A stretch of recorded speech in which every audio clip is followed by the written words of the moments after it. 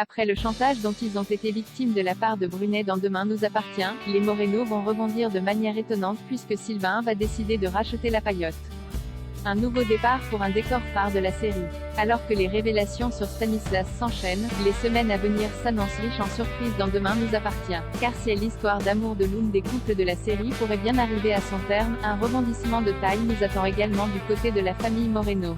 LAN dernier, Christelle, Ariane Sevillon et Sylvain, Arnaud Henriette, opéraient un changement de vie inattendu après avoir gagné 9 millions d'euros au casino grâce à l'argent d'un lingot d'or dérobé durant la prise d'otage du Spoon.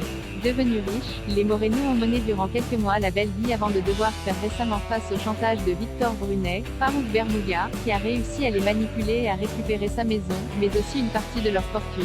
Loin d'être sans le sou, Christelle et Sylvain ont toujours quelques millions en banque, même si la somme qu'ils ont donnée à Brunet n'a jamais été dévoilée à l'écran, et le couple pourrait bien décider d'investir dans une entreprise étonnante dans les prochains épisodes de Demain nous appartient afin d'offrir un nouveau départ professionnel à Sylvain, qui s'ennuie depuis qu'il a arrêté son activité de plombier. Je cherche un boulot où je suis au contact des gens et je suis mon propre patron, comme avant, explique Sylvain à Alexandre Brasseur, alors qu'ils boivent un verre au Spoon dans un nouvel extrait inédit dévoilé en avance par TF. J'avais pensé à concessionnaire de voitures de luxe.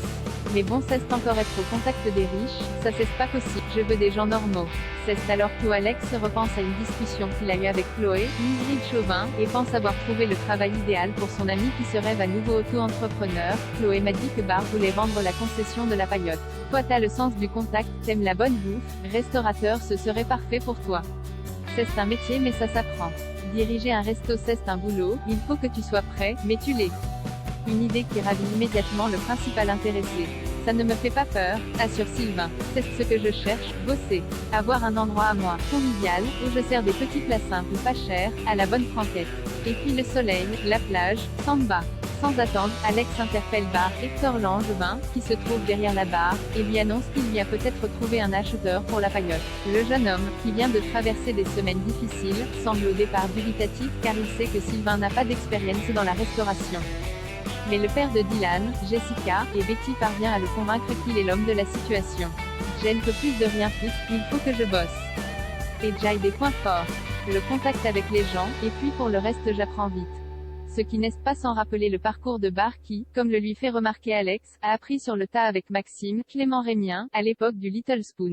Le patron du Spoon, qui a besoin de vendre la paillote au plus vite, il faut que je m'en débarrasse, je ne peux pas entretenir un lieu que je ne fais pas tourner, semble donc prêt à remettre les clés du restaurant de la plage à Sylvain Moreno. L'été s'annonce ainsi plein de surprises pour les Moreno dans Demain nous appartient.